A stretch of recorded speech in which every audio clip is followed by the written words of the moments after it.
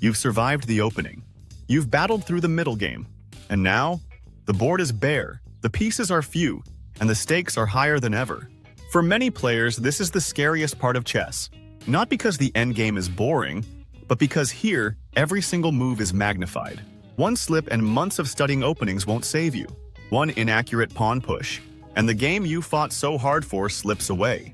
Endgames expose weaknesses you can hide in other phases. They reveal if you truly understand the game, or if you've been relying on tactics and chaos to get by. In this episode, we'll uncover why so many players fear the endgame, what's really at stake in those final moves, and the simple mindset shift that can turn it from your worst nightmare into your biggest strength.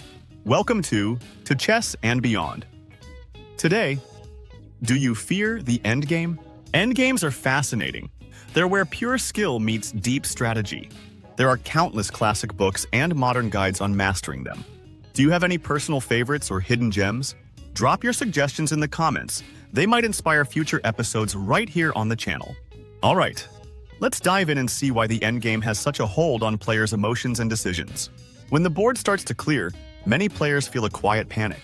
In the opening, you can follow theory, memorized lines, familiar patterns. In the middle game, there's room for creativity, traps, and complex tactics. But in the endgame, there's nowhere to hide. The position is stripped down, and each move demands precise calculation. For some, this fear comes from lack of experience. They simply haven't played enough endings to feel comfortable. For others, it's the pressure of knowing the smallest inaccuracy can turn a win into a draw, or a draw into a loss. And unlike a messy middle game, mistakes in the endgame are easier for both players and spectators to see. It's like playing under a magnifying glass. This is where the psychological weight starts to show. Some players tighten up, overthink every move, and burn their clock. Others try to simplify too quickly, trading into endings they don't actually understand. And then there are those who avoid endgames entirely, steering games into complications, even if it's objectively worse for them, just to escape that final phase. So why is this fear so common? It's not just skill level, it's mindset. One major reason players fear the endgame is the belief that they need to know hundreds of exact positions to survive. It's true, endgame theory can be deep. There are countless studies, table-based positions, and famous examples drilled into the minds of grandmasters. But for most of us, memorizing every detail isn't the goal. The real skill is pattern recognition, understanding key ideas like opposition in king and pawn endings, the concept of outside passed pawns, or how to activate your king as an attacking piece. The problem is, when a player hasn't internalized these ideas, the board feels like unfamiliar territory. And unfamiliar territory triggers hesitation. Hesitation leads to time pressure. And time pressure makes blunders almost inevitable. In a way, fear of the endgame is often fear of exposure. It's the moment when all the protective layers of complexity are gone, and your raw understanding of chess fundamentals is tested. For many, that's a vulnerable feeling. Some players see the endgame not as a threat, but as their greatest weapon. Why? Because in this phase, calculation becomes cleaner, pawn structure becomes decisive, and small advantages matter more than flashy tactics. A player who thrives here knows how to squeeze water from a stone, converting a tiny edge into a win through relentless precision. Think about Capablanca.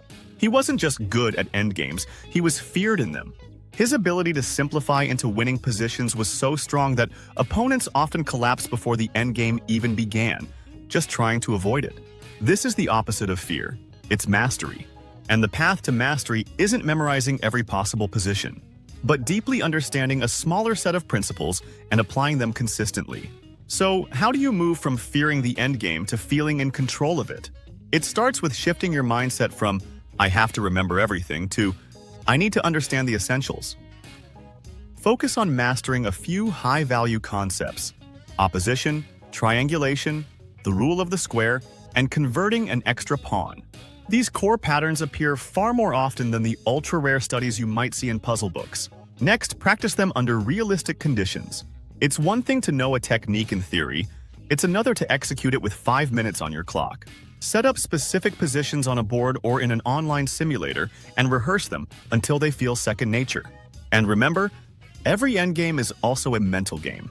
If you enter it confident in your plan, you put pressure on your opponent before a single move is made. Confidence is contagious, but so is fear. The side that believes they can win often plays like it. Here's the truth. Endgames are where quiet confidence wins games. You don't need to know every obscure table-based position to succeed. You need a strong grasp of key patterns, the patience to wait for your moment, and the discipline to execute it under pressure. And the more you embrace this phase instead of avoiding it, the more you'll notice your results improving.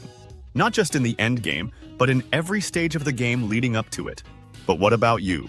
Do you thrive when the board empties out, or do you secretly hope the game ends before it gets there? Tell us in the comments. Your take might inspire future content here on To Chess and Beyond.